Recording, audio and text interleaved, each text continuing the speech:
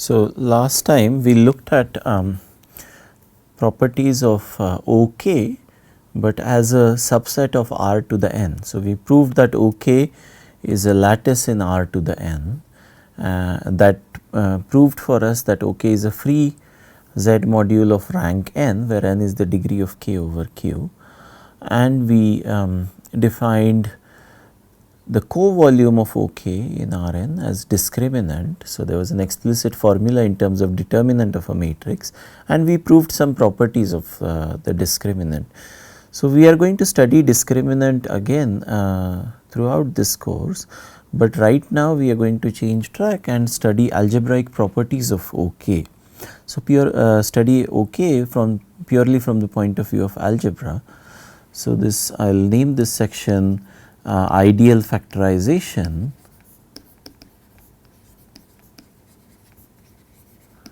in OK, in the ring of integers of k. Okay. So, a fundamental thing that we learn about integers in school itself, even in middle school, is that every non-zero integer or every integer bigger than 1 is a product of primes in a unique way. So, firstly, so there are two things in this statement. Every integer can be written as a product of prime numbers, and this way of writing as product of prime numbers is unique up to ordering, okay, and we more or less take this for granted, but it is a highly non-trivial fact, and we use this many times when proving number theoretic statements. Unfortunately, this does not always hold in rings of integers of number fields, or maybe it is fortunate, and that is why the subject is so interesting. So, let me give you an example where prime factorization or factorization into prime numbers fails. So, from a ring theoretic point of view, it's the notion is of irreducible elements. So, let me write that.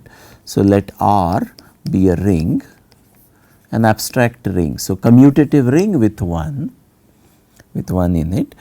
An element R x of R, an element x of R is called irreducible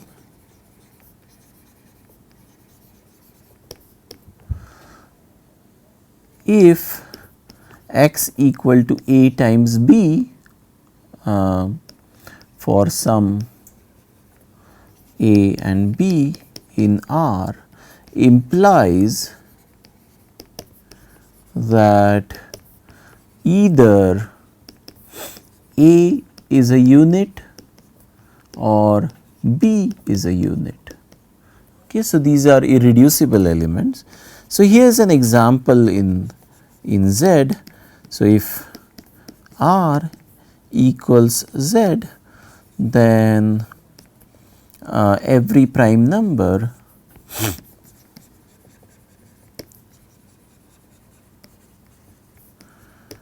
is irreducible,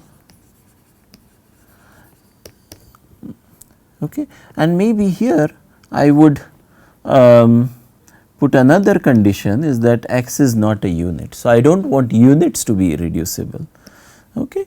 And so, an element of Z is irreducible if and only if it is a prime number, okay. So, here what we do is we you can do this using unique factorization, but that is not how one wants to do it.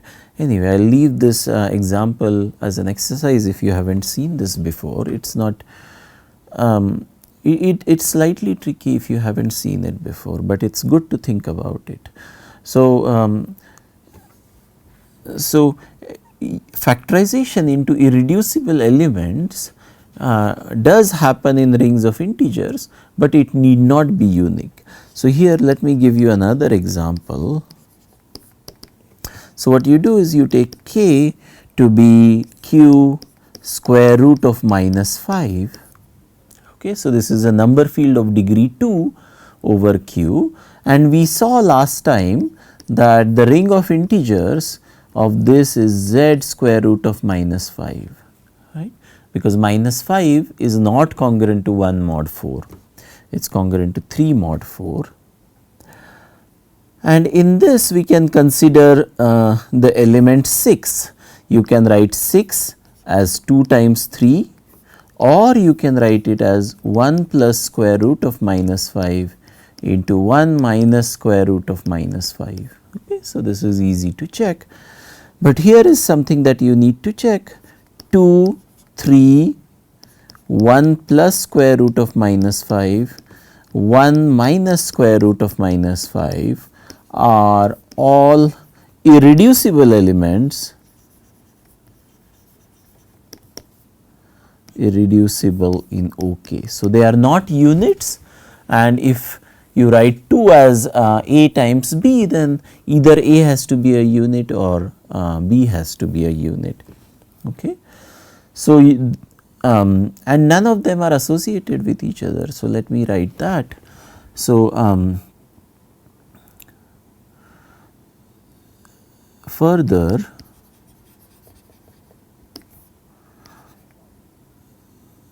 ratio of no two elements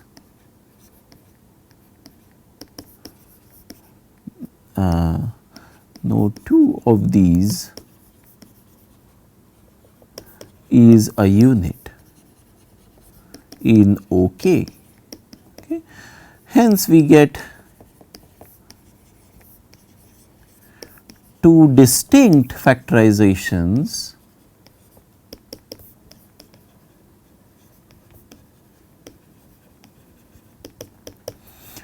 of 6 in OK.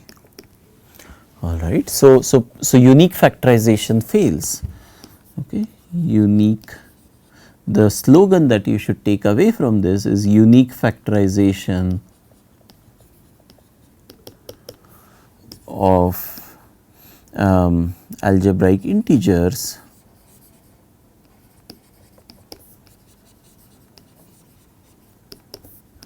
does not hold in general. Right. Of course, in special situations like for z or zi Gaussian integers it holds, but in general it fails. And now this seems like a hopeless situation. So, what should we do? Well, it was Kumar who found what to do, and he said instead of trying to factorize elements of R into irreducible elements in a unique way, why do not we try to factorize ideals in R into product of prime ideals?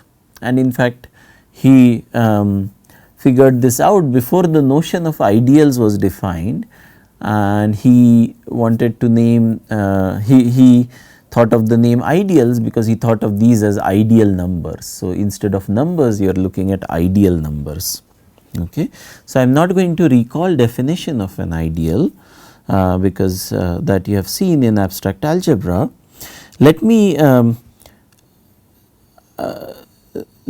get straight to the to its application. So, instead of just proving factorization of ideals in rings of integers, we are going to do it slightly more generally.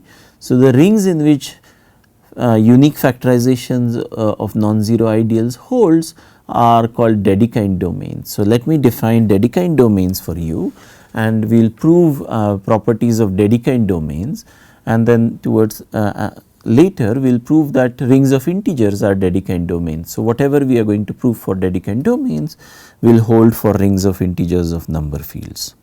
Okay. So, here is a definition, an important definition. A Dedekind domain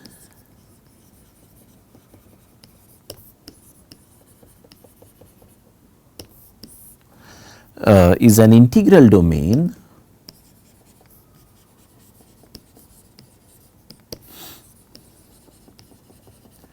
R such that it satisfies the following properties. So, one, R is Noetherian. Okay. So, it either it means that it satisfies the ascending chain condition. Another way to say this is that every ideal is finitely generated. every ideal in R is finitely generated. So, first of all it is Noetherian and integrally closed. So, we defined this notion some time ago. It is integrally closed in the total ring of, in the quotient field of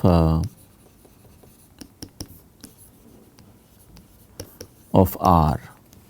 Okay. So, that is the first condition.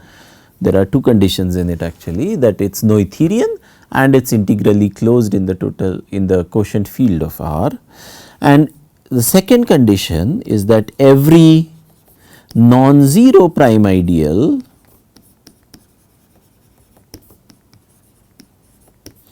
in R is maximal, is a maximal ideal.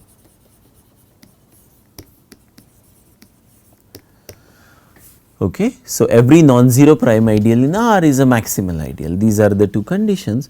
Of course, this need not hold in every ring. So, let me give you a non-example. If you look at R as polynomial ring in two variables, okay, then X is a non-zero prime ideal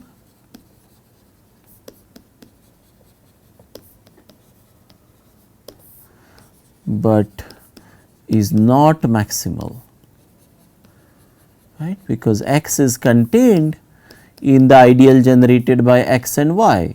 It is contained in it, but not equal to it. Okay. On the other hand, it is a Noetherian ring and it is also integrally closed in its total ring of fractions, its fraction field. So, so this just does not satisfy the second property. Okay. So, here are non-examples and we will see later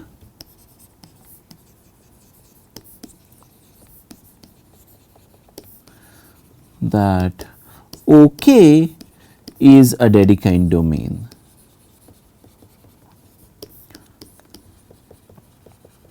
Okay. So, this is going to be our main results later on. But now we are just going to study properties of Dedekind domains abstractly. Before doing that, let me give you the following proposition, which is satisfying to know. So, here is, you can see, you can think of this proposition as another example of Dedekind domain. So, if R is a principal ideal domain, if R is a PID, which means principal ideal domain, then R is a Dedekind domain, right. So, DD is what I will write for Dedekind domain.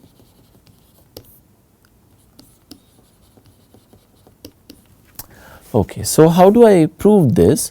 Well, I have to prove three things, right, that R is Noetherian. So, PID is Noetherian, because as I said, one of the definitions of being Noetherian is that every ideal is finitely generated, and in PID every ideal is generated by exactly one element. So, every ideal is finitely generated. Secondly, we need to show that so our claim is that R is integrally closed in QR, right. So, I will recall what QR is. So, QR is a quotient field. So, this is A over B such that A and B are in R and B is not equal to 0 modulo some equivalence relation. So, when are two elements equivalent? So, this is if and only if A B prime is equal to A prime B, right. So, this is the usual way of constructing Q out of Z. So, this is called the total ring of fractions or quotient field of R. So, what we want to do is we want to take let A by B be in QR and integral over R. Okay. We want to show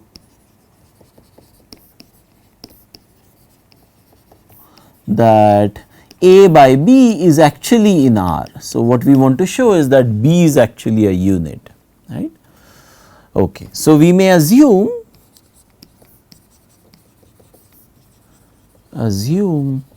that the ideal generated by A and B in R is 1.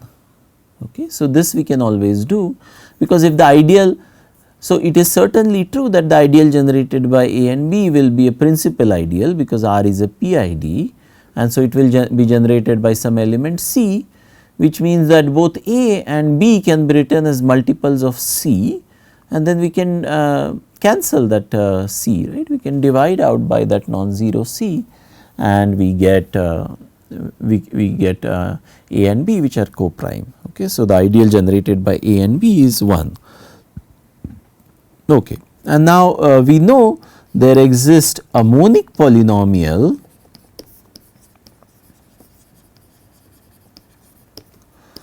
f of x, which is x to the n plus a n minus 1, x to the n minus 1, and so on up to a 0 in R x, such that f of a by b is 0. So, we can rewrite this as a to the n plus a n minus 1, a to the n minus 1 b, and so on up to a 0 b to the n is equal to 0, right. I am just plugging in a over b in f and then multiplying that equation by b to the n, and so I clear out all the denominators, and this is what I get. Okay. So, what does this tell me? This tells me that a to the n is contained in the ideal generated by b, right.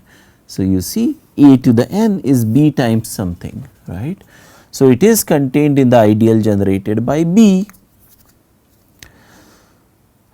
which means I can write the ideal generated by b as follows, right, which means that the ideal generated by b is same as the ideal generated by a to the n and b, but this contains the ideal generated by a and b to the power n, right.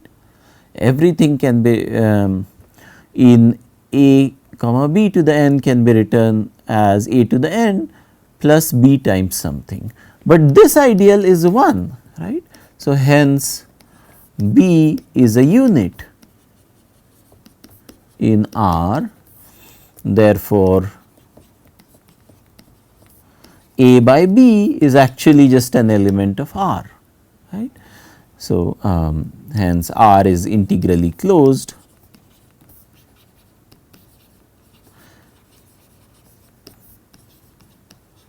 in QR, right. That is the definition of being integrally closed, that every element in the bigger ring that is integral over the smaller ring is actually in the smaller ring, right. That is what we had defined. Okay. So, that proves the second property. Lastly, we need to prove that every non-zero prime ideal in a PID is actually a maximal ideal. So, let A, so every ideal is principal, right. So, I can just take ideal generated by A, P, a non-zero prime ideal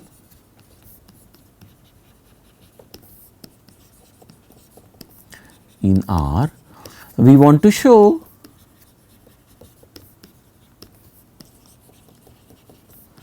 that A is a maximal ideal.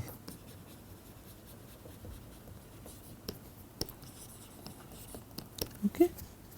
All right. So, if not, then of course, what will happen is that A is contained in B, but B is not equal to R.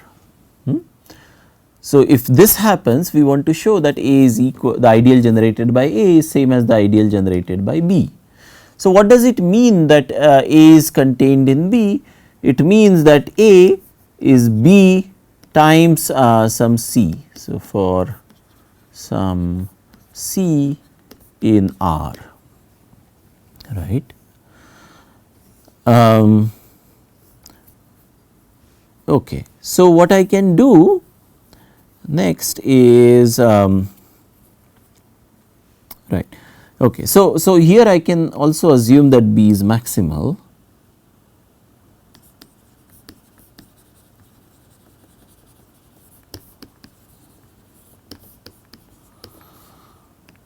Okay. All right.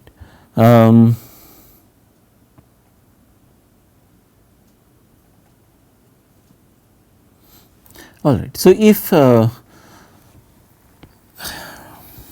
how do I put this?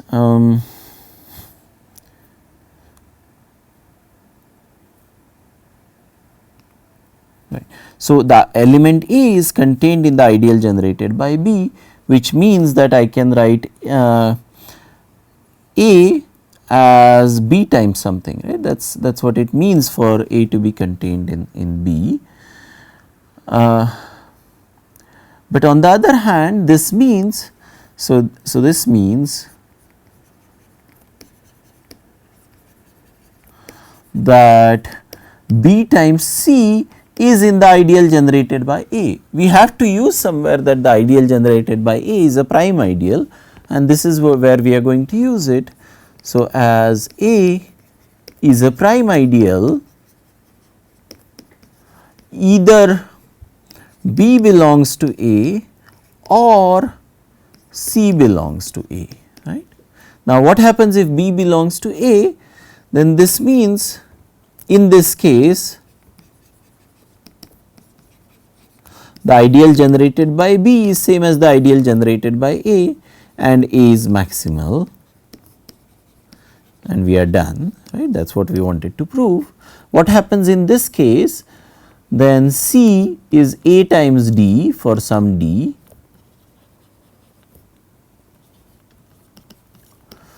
If I plug this back into this equation, I get A is equal to A times D times C, B, right, which means now we are in the integral domain and A is non-zero. So, we can divide out by A. So, we get 1 is D times B, which means that the ideal generated by B is same as the ideal generated by 1, a contradiction, right. Okay. So, that proves our proposition that any PID is a Dedekind domain. Okay.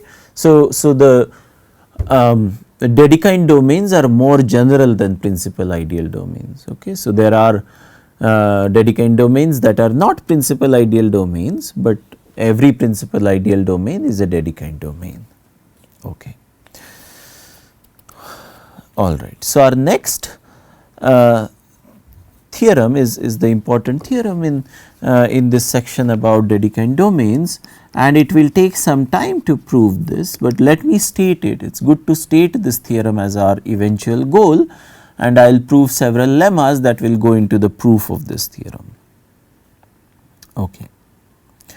Sorry, I should actually tell you something else before this. So, let R be a Dedekind domain. It is not essential to state the theorem, but let me do it this way, and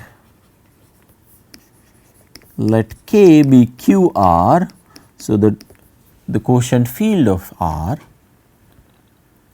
So, here is a definition of what it means to be a fractional ideal. So, a fractional ideal of R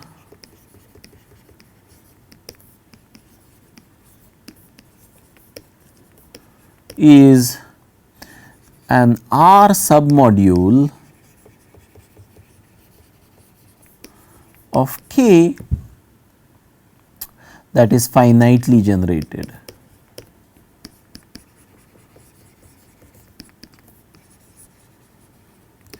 Over R. So, let me give you an example and a non-example.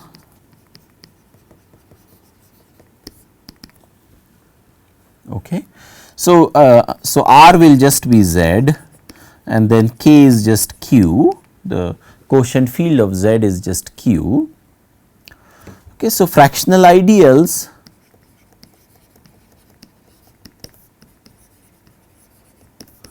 of Z are of the form A over B times Z, this is contained in Q, right. So, this is all A over B times N for N in Z.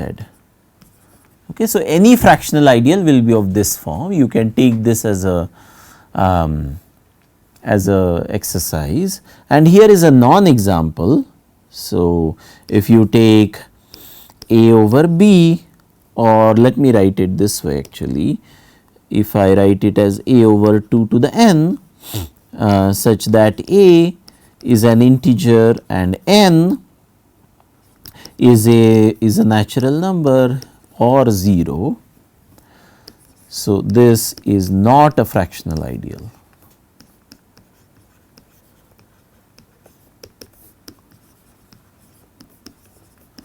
Okay. It is a Z submodule of Q, but it is not a fractional ideal because it is not finitely generated. Okay. So, you are allowing all powers of 2 in the denominator, and so there you can't take a finite set of rational numbers that will generate this submodule over Z. Okay. And I am saying submodule, okay. I can't use multiplicative structure, so I am not saying it as an algebra. Okay. So, this actually the first thing about in this example gives us this general lemma which says that so R is a Dedekind domain and K is simply Q of R, the quotient field of R, okay. And R submodule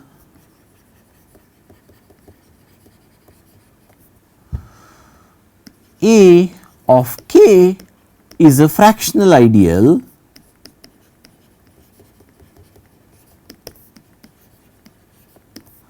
if and only if there exists x in R not 0, so non-zero x in R such that x times A is an ideal in R.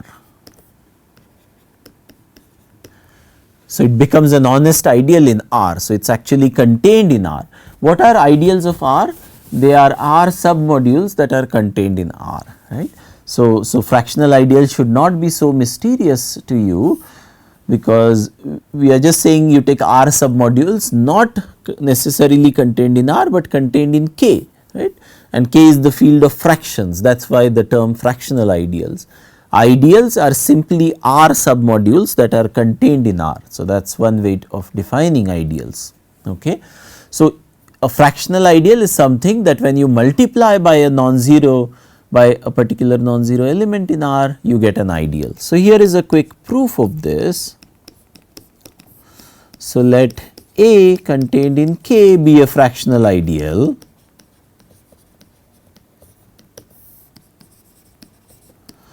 Okay. So, A is generated by finitely many elements. So, let A1 by B1 and so on up to AS by BS in K be generators of A. Then it is clear what I do, I take X to be B1 dot dot dot up to BS. This is an element in R and it is clearly non-zero because it is a product of non-zero elements, right. Okay. And what happens if you take, so any A in A is of the form A is C1 A1 by B1 plus and so on CS AS by BS for C1 up to CS in R. Okay. All right. So, what happens if I multiply it by x? So, x times A, this is C1 A1 by B1 times x and so on up to Cs As by Bs times x, and you see Bi x multiplied by, or maybe I will write it like this, x divided by Bi, this is in R, hence x times A is in R. Okay. So, we have proved one direction, that if you have a fractional ideal you can get an x, so that when you multiply by x you get an and then you just check that this is an ideal. So, and x times A is an ideal in R. Right. So, if you take a submodule and multiply it by a non-zero element, you again get a non-zero submodule. Okay. So, we have to prove the converse. So, if so what is the converse? If x times A is an ideal for some submodule, if x times A is an ideal for some A contained in K, then A is a fractional ideal, right. So, this is the converse, this is the this direction, fractional ideal. Okay. So, it is clear that A is a submodule. So, A is a is an R submodule of K, right, and I know that x times A is finitely generated, right, because R is a Noetherian ring, as R is Noetherian. Okay. So, let us say that x times A is generated by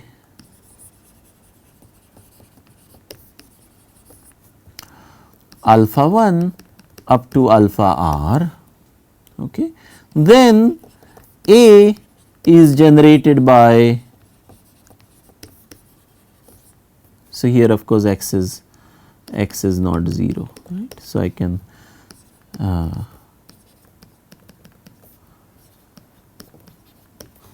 and so it is a fractional ideal. Okay. So, this is a good point to stop. So, what we have done today is we have defined what a Dedekind domain is. We looked at examples and non-examples of Dedekind domain.